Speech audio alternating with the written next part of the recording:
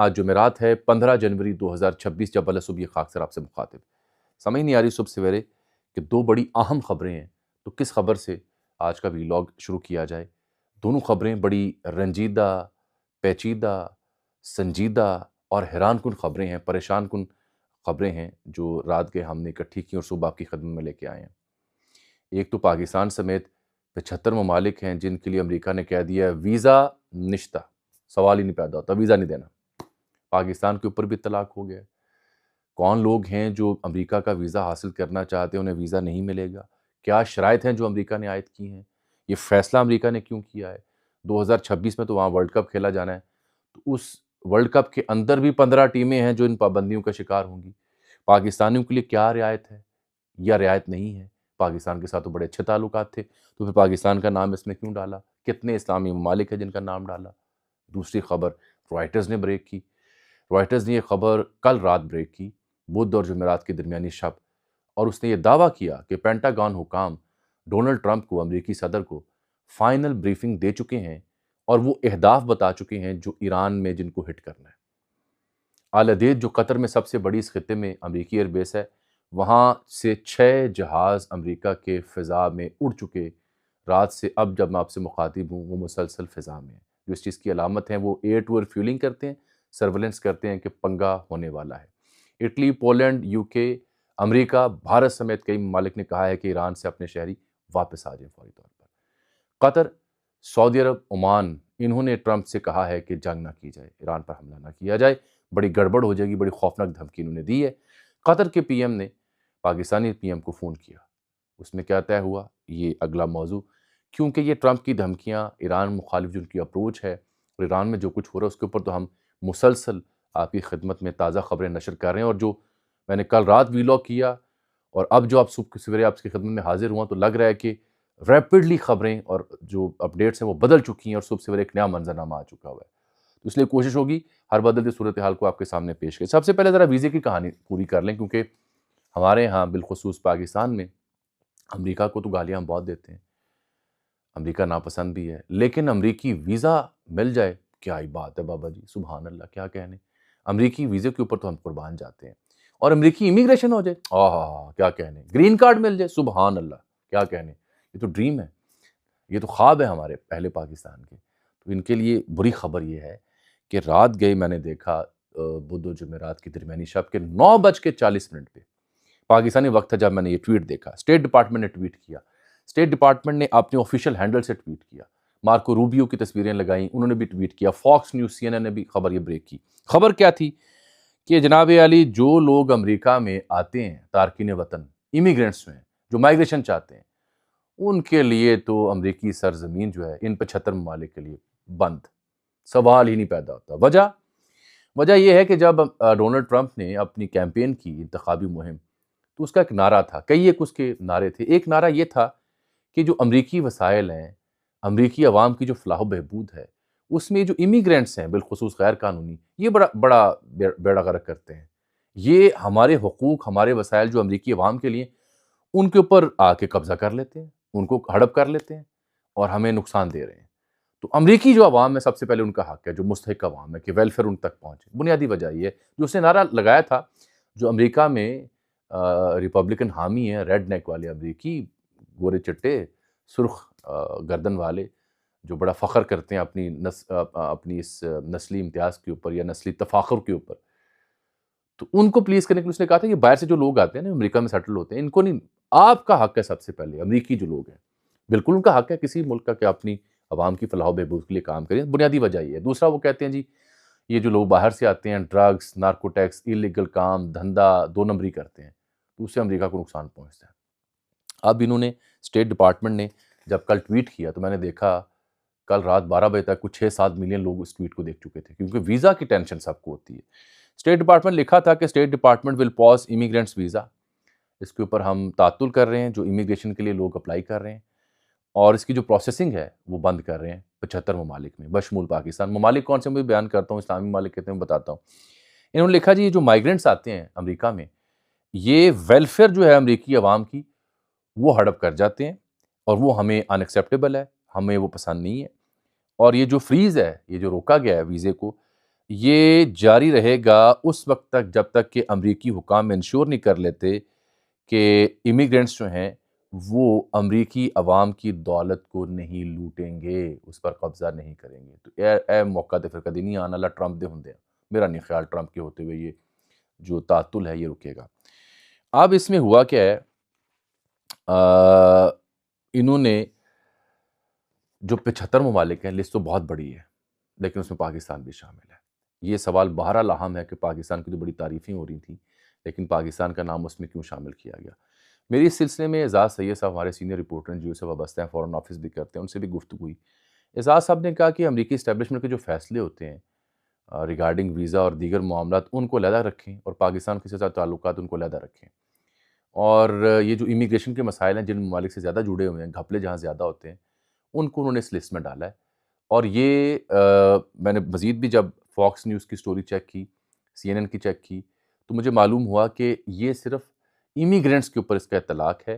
جو لوگ visit visa پہ جانا چاہتے ہیں، جو لوگ بزنس ویزا پہ جانا چاہتے ہیں، یا جو لوگ اسٹڈی ویزا پہ جانا چاہتے ہیں، ان کے لیے اس کا اطلاق نہیں ہے، وہ جا سکتے ہیں۔ ہاں، یہ بات الگ ہے کہ نومبر سے آنورڈ ہی امریکی سرکار نے دنیا بھر میں اپنی ایمبیسیز کو یہ کنوے کر دیا تھا کہ ویزا اب جب دینا ہے تو وہ نئی شرائط کے ساتھ دینا ہے اور مشکل شرائط کے ساتھ دینا ہے۔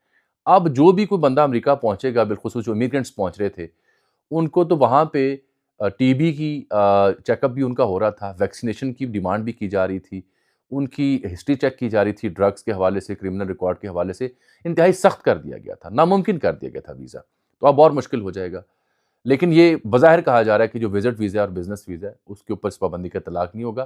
میری سمجھ یہ ہے کہ اب امریکہ ویزا بہت مشکل ہو جائے گا، ناممکن کے قریب ہو جائے گا۔ یہ سادہ سی کہانی ہے اس کی، جب تک ٹرمپ سرکار وہاں موجود ہے۔ افغانستان شامل ہے اس میں، میں نے گنے ہیں کوئی ممالک، تو میری نظر میں یہ جو ممالک ہیں یہ بنے ہیں جناب علی، گنتی تو میں نے کی تھی، یہ کم از کم کوئی 20 سے 22 اسلامی ممالک ہیں جن کا شمار ہوتا ہے ان پابندیوں میں جو امریکہ نے لگائی ہیں۔ افغانستان شامل ہے، البانیہ، 20 سے 22 اسلامی ممالک، افغانستان، البانیہ، الجیریا، آرمینیا، آذربائیجان، بنگلہ دیش بھی شامل ہے، بیلاروس بھی ہے، بھوٹان، برازیل بھی ہے، برما بھی ہے، کمبوڈیا بھی ہے، مصر بھی ہے، شام بھی ہے، ایتھوپیا، ایران، عراق، اردن، قازقستان، کویت، کرغزستان، لبنان، لیبیا، منگولیا، مراکش، نیپال، نائجیریا، پاکستان، روس بھی اس میں شامل ہے، اس میں سینیگال بھی ہے، صومالیہ، سوڈان، شام، تنزانیہ، تھائی لینڈ، تیونس، یوگینڈا، یوروگوائے، ازبکستان اور یمن اس میں شامل ہے۔ اہم خبر جو میں نے آپ کو دینی تھی وہ میں نے رکھی ہوئی تھی لیپ ٹاپ پہ نکال کے، ڈیلی میل نے لکھا ہے کہ ویزے پہ پابندیاں تو آپ نے لگا دی ہیں لیکن ورلڈ کپ 2026 میں ہو رہا ہے اور 2028 میں اولمپکس ہو رہے ہیں، تو انہوں نے لسٹ جاری کی ہے کہ وہ جو world cup nations those will be hit by Trump's ban: Brazil, Morocco, Haiti, Algeria, Colombia, Côte d'Ivoire, Egypt, Ghana, Iran, Jordan, Senegal, Tunisia, Uruguay, Uzbekistan, یہ وہ ممالک ہیں جو ان پابندیوں سے متاثر ہوں گے جو ٹرمپ نے لگائی ہیں۔ خیر، یہ تو کہانی تھی۔ 21 جنوری سے بائی دا وے نافذ العمل ہوگی یہ سسپینشن، نان امیگرینٹس جو ہیں ان پر ویزے کی پابندی کا یہ اطلاق نہیں ہوگا، یہ عارضی یا بزنس ویزا جو ہے اس کے اوپر اس کا اطلاق نہیں ہوگا جو وہ لکھ کے بھیج رہے ہیں امریکی سرکار، امریکی ایمبیسیز۔ بہرحال آگے آ جائیں، جو سب سے اہم خبر میں نے آپ کو دینی ہے وہ صورتحال جو بنی ہے ایران کی۔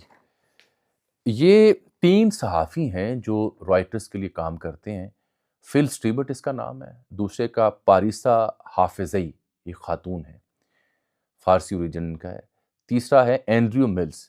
ان 3 صحافیوں نے رائٹرز کے لیے کل رات ایک خبر کی اور یہ واشنگٹن، دوحہ اور دبئی سے بیک وقت یہ خبر ان تینوں نے کمپائل کی۔ ان تینوں نے یہ کہا کہ جتنے بھی سگنلز ان ممالک سے، یعنی واشنگٹن، دوحہ، دبئی، ایران اور ویسٹرن حکام سے جو ہماری بات ہوئی، تو جتنے بھی سگنلز ہم نے پڑھے یا ملے یا ہم نے ریڈ کیا، یہ صحافی لکھ رہے ہیں، اس کے مطابق امریکی جو اٹیک ہے ایران کے اوپر وہ امیمنٹ ہو چکا ہوا ہے۔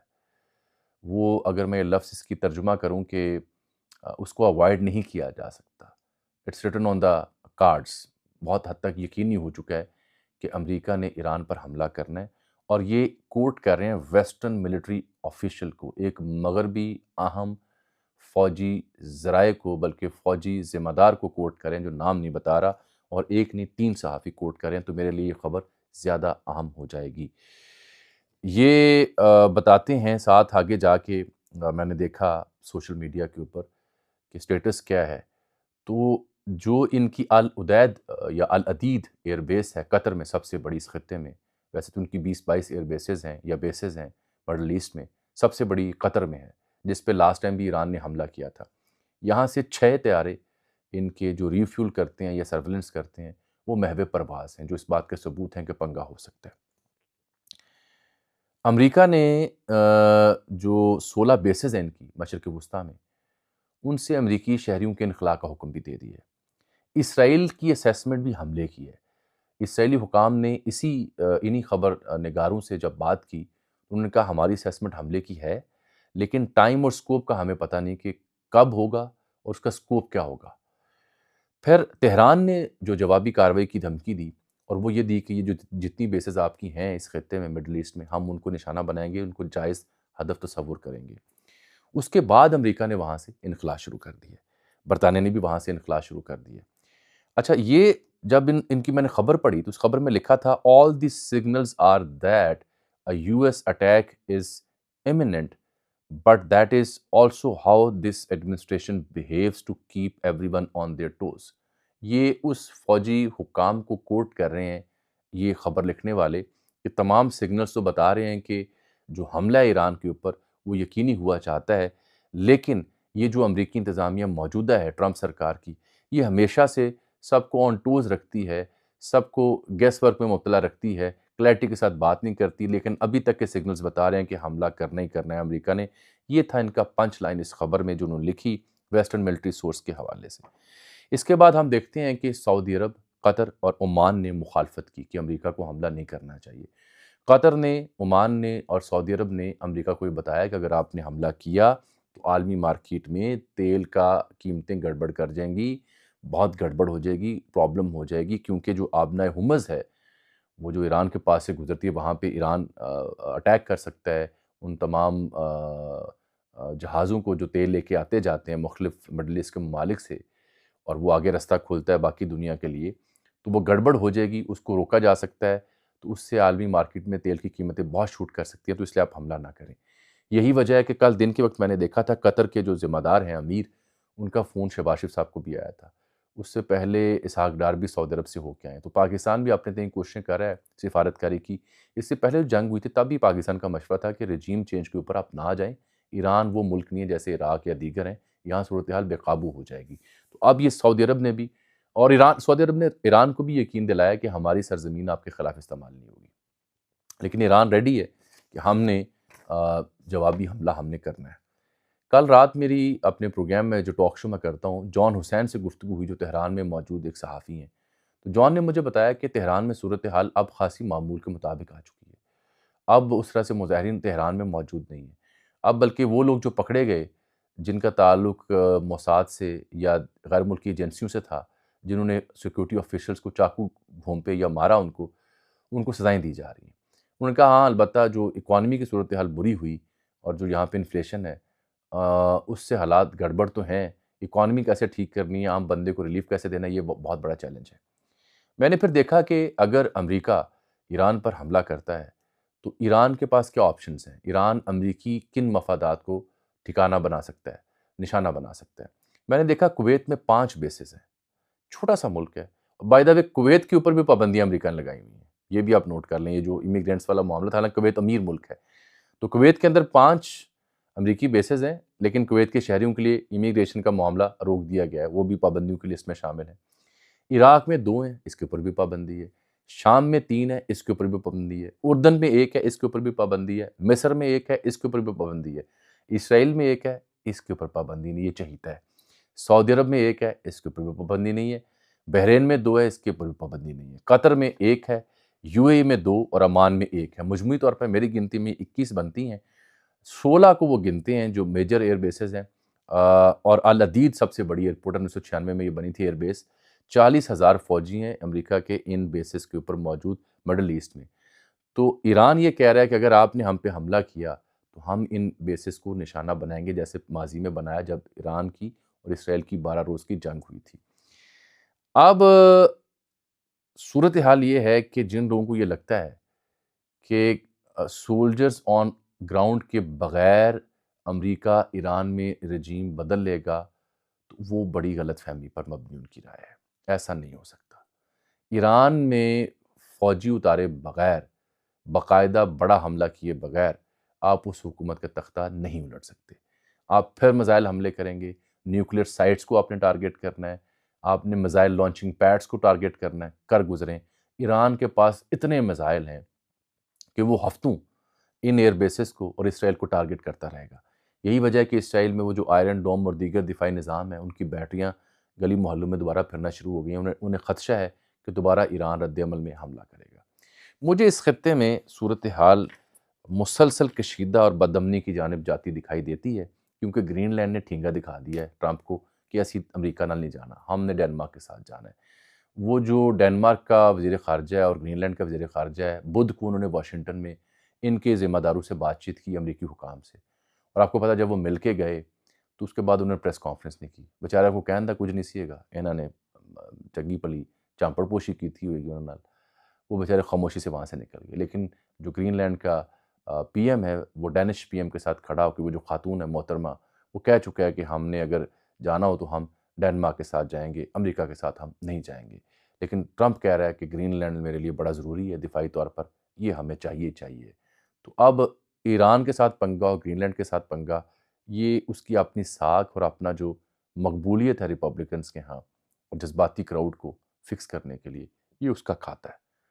بہرحال وما علینا الا البلاغ، ان لوگوں سے اظہار افسوس جو امریکہ جانا چاہتے تھے امیگریشن کے اوپر، بہت افسوس کا مقام کہ وہ اب امریکہ نہیں جا سکیں گے، امریکہ نے امیگریشن نہیں دینی۔ وہ لوگ جن میں سے ایک والدین میں سے باپ وہاں جا چکا ہے اور خاتون یہاں تھیں، ان کی امیگریشن چل رہی تھی، ان کے لیے البتہ مجھے بہت افسوس ہے دل سے۔ باقی جو لوگ یہاں سے بھاگ کے امریکہ جانا چاہ رہے تھے، ان کے ساتھ بہت برا ہوا ہے۔ اللہ حافظ۔